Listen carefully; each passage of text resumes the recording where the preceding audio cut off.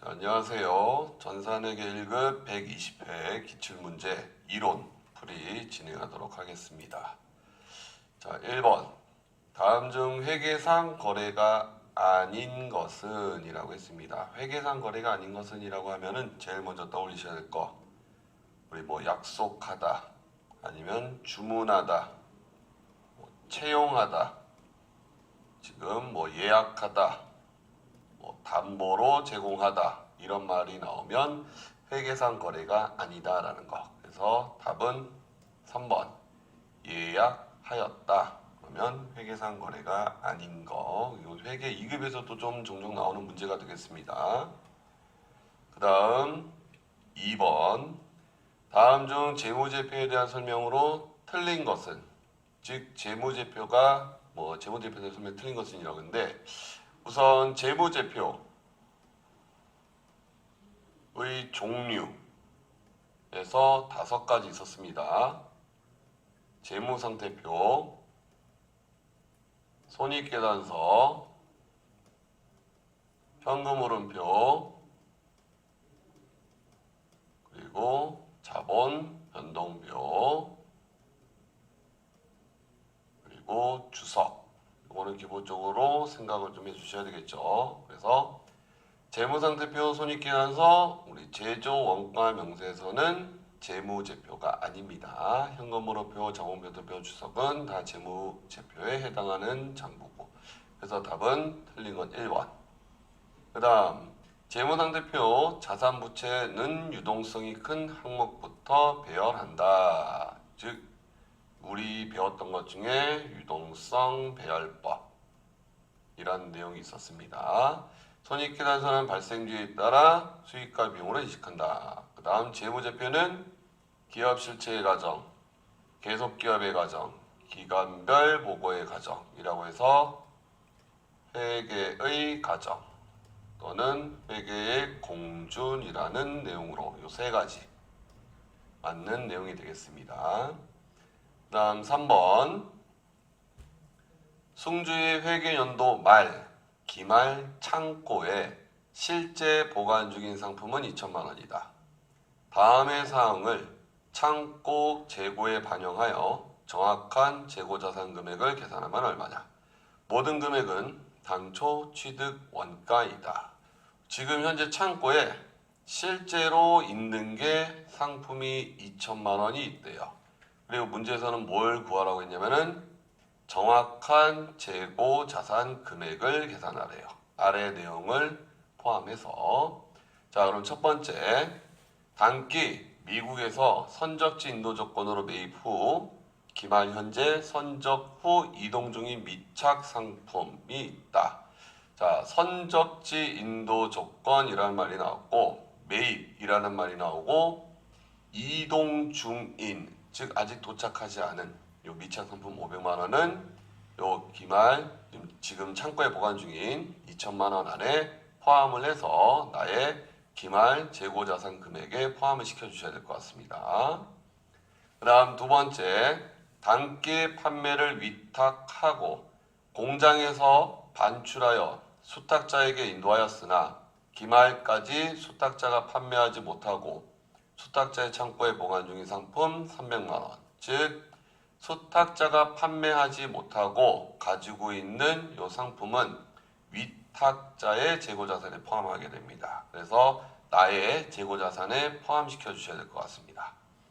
그 다음 단기에 상품권을 판매하였으나 사용되지 않은 상품권 200만 원. 자, 상품권이라고 했습니다. 물건 판매한 건 아니고, 그 다음 이 상품권은 나중에 상품권이 회수되는 시점에, 즉 물건이랑 바뀔 때, 그때 그 물건을 나의 재고자산으로 제외시키는 거고, 상품권이 아직 회수가 된 것이 아니니까 얘는 자산에 영향을 미치지 않습니다. 그래서 나의 기말 창고에 실제 보관 중인 상품 2천만 원이랑 미착 500만 원이랑 그 다음 수탁자가 판매하지 못하고 가지고 있는 거, 그래서 2,800만 원이 나의 재고 자산이 되겠습니다. 그 다음 4번 다음 중 단기 매매 증권에 대한 설명으로 틀린 것은 단기 매매 증권에 대한 내용으로 틀린 거. 1번 단기 매매 차익을 목적으로 보유하고 있는 유가증권이다. 맞는 말이죠. 2번 구입 시 단기 매매 증권 구입 시 부대 비용은 취득 원가에 포함하지 않고 수수료 비용 개념 과목으로 회계 처리한다. 그래서 우리가 프로그램에 입력하실 때 영업 외 비용 계정 과목을 사용해서 수수료 비용 계정 과목을 사용했었습니다. 그 다음 시장성이 있는 유가증권을 말한다. 즉 단기 매매 증권은 시장성이 존재해야 된다라고 했고요. 4번 시장성을 상실할 경우 만기 보유 증권이 아니라 우리 매도 가능 증권으로 재분류를 하게 됩니다. 그래서 답은 4번. 그 다음 5번 유형자산의 취득 원가에 대한 설명으로 틀린 것은 즉 유형자산의 취득 원가에 대한 설명으로 틀린 걸 고르래요. 자, 1번 유형자산 취득과 관련하여 불가피하게 강제 매입한 채권의 매입 금액과 공정가치와의 차액은 유형자산의 취득원가에 포함한다. 이건 맞는 말입니다. 우리 보통 차량이나 토지, 건물 등을 취득하게 될 때 채권을 강제로 매입하게 되는데 그때 매입할 때 예를 들어서 내가 실제로 매입한 건 10만 원 주고 매입을 했는데 공정가치 시가가 7만 원이다. 그럼 그 차액에 해당하는 3만 원은 유형자산의 취득원가에 포함시키게 됩니다. 그 다음 2번 서로 다른 종류의 자산과 교환하여 취득한 유형자산의 취득원가는 제공한 자산의 장부가액으로 측정한다 라고 했는데 서로 다른 용도의 자산 이거를 이종자산이라고 합니다. 그래서 이종자산 간의 교환일 때에는 취득원가는 제공한 자산의 장부가액이 아니라 제공한 자산의 공정가액으로 측정하게 됩니다. 그래서 답은 2번. 그 다음 자본적 지출에 해당하는 금액은 유형자산의 취득원가에 가산 후 감가상각비로 비용화한다. 즉 자본적 지출이라고 하면 우리 자산으로 처리하는 거고 그래서 유형자산 취득원가에 가산해서 나중에 감가상각비로 비용 처리하게 되겠죠. 그 다음 4번 두 종류 이상의 유형자산을 하나의 금액으로 일괄 취득하는 경우 각 유형자산의 공정가치를 기준으로 안분하여 취득원가를 계산한다. 이것도 맞는 답이 되겠죠. 그래서 틀린 건 2번. 그 다음 6번 다음 중 자본잉여금의 항목에 포함되는 것을 모두 고른 것은 우리 자본잉여금이라고 하면은 주식, 발행, 초과금, 감자, 차, 이익, 자기 주식, 처분, 이익. 그래서 자본잉여금에 포함되는 것은 라, 감자, 차, 이익. 자, 미처분 이익잉여금은 이익, 잉여금에 해당하는 계정이고요. 이익준비금도 이익, 잉여금. 매도가는 증권 평가이익은 기타, 포괄, 손익, 누계에 해당하는 계정이 되겠습니다. 그래서 답은 1번. 그 다음 7번 다음 자료를 바탕으로 상품 매출 원가를 계산하여 결산 분기한 것으로 옳은 것은 우리 매출 원가는 기초 상품 재고액 더하기 단기 상품 매입액 마이너스 기말 상품 재고액 해주시면 매출 원가 계산이 되는데 기초 상품 재고액 110만원 단기 총 상품 매입액 455만원 기말 상품 재고액 230만원 단기 총 매출액 요거는 필요 없는 내용이 되겠고요. 그래서 더해주고 빼주시게 되면은 금액은 335만 원이 나오게 되고 요 335만 원에 대해서 결산 분계를 하게 되면 1번이 답이 되겠습니다. 그 다음 8번 대손 충당금에 대한 설명으로 옳지 않은 것은 대손 충당금은 채권에 대해서 설정한다. 채권에 대해선 대손 충당금 설정을 하게 됩니다. 그 다음 매출 채권에 대한 대손상각비는 판매비와 관리비에 해당한다. 매출 채권, 외상 매출금 받으럼에 대한 거는 판매비와 관리비에 해당하는 대손상각비라는 개념감으로 사용하시게 되고 회수가 불가능한 채권은 대손 충당금과 상기한다. 그래서 대손 충당금을 먼저 사용하게 되겠죠. 그 다음 미수금에 대한 대손상각비는 판매비와 관리비에 해당한다. 미수금은 기타의 채권이라고 해서 이 기타의 채권에 대한 경우는 판매비와 관리비가 아니라 영업의 비용에 해당하는 걸로 처리를 하게 됩니다. 그래서 틀린 거, 옳지 않은 건 4번. 그 다음 9번. 다음은 제조업을 영위하는 전설의 단기 원가 자료이다. 전설에 단기 제품 제조 원가를 산출하면 얼마냐? 단기 제품 제조 원가를 구하래요. 그럼 단기 제품 제조 원가는 우리 기초, 직접 재료비, 직접 노무비, 제조 간접비 해서 단기 제품 제조 원가 그리고 기말 제공품 재고에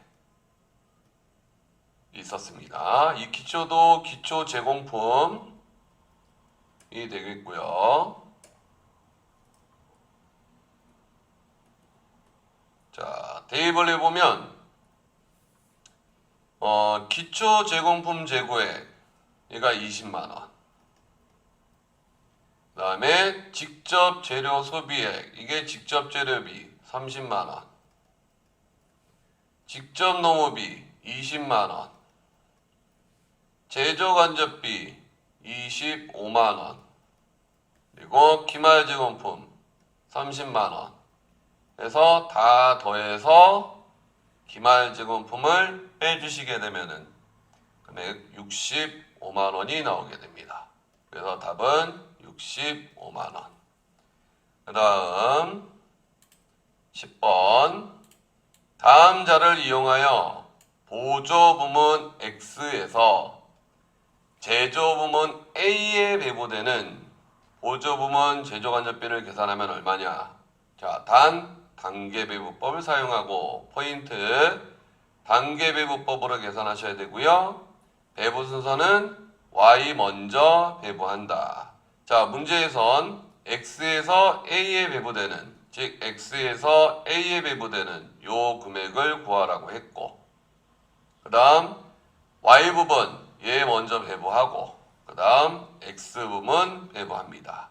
그럼 Y 부분 단계배부법의 특징이니까 Y 부분 먼저 계산을 해야 되는데 자 필요한 것만 계산을 해보게 되면 X가 전체적으로 얼마인지를 알아야 되니까 Y 부분에서 요 10% X 부분에 배부하는 요 10%에 해당하는 금액이 얼마냐? Y 부분은 50만 원. 이 50만 원에 대해서 10% 금액인 5만 원을 배부를 하게 될 것이고 그럼 X는 전체가 40만 원인데 이 40만 원에 대해서 X 부분 A에 30, B에 50 그래서 전체를 80으로 놓고 A에 해당하는 거 30으로 계산을 해주시면 15만 원이 계산이 됩니다. 그래서 15만 원이 배부가 됩니다. 그래서 답은 4번. 그 다음 11번. 다음 중 원가에 대한 설명으로 옳은 것은 옳은 것. 관련 범위 내에서 단위당 변동원가는 일정하다. 자, 키워드 단위당 변동비 그래프를 그려보면 이런 모양 일정합니다. 그 다음 직접 재료비는 기본 원가에 속하고 가공원가에 속한다. 자, 가공원가, 가공비에는 직접 재료비는 포함되지 않습니다. 그 다음 간접원가는 특정 대상에만 소비되어 직접 추적할 수 있는 원가다. 간접이 아니라 직접 원가를 말합니다. 그 다음 매몰원가는 의사결정에 영향을 주어 관련 원가에 해당한다. 의사결정에 영향을 주지 않습니다. 그래서 옳은 것은 1번. 그 다음 12번. 다음 중 개별원가 계산과 종합원가 계산에 대한 설명으로 틀린 것을 고르래요. 자, 개별원가는 다품종 소량 중문 생산에 적합하고 종합원가는 소품종 대량 연속 생산에 적합하다. 맞는 말이고요. 2번. 개별원가는 제조원가를 작업별로 집계하는 거고 맞고요. 종합원가는 공정별로 집계한다. 맞고요. 개별원가는 작업 원가표, 종합원가는 제조 공정의 제조 원가 보고서가 원가 계산의 기초가 된다. 이것도 맞습니다. 그럼 4번.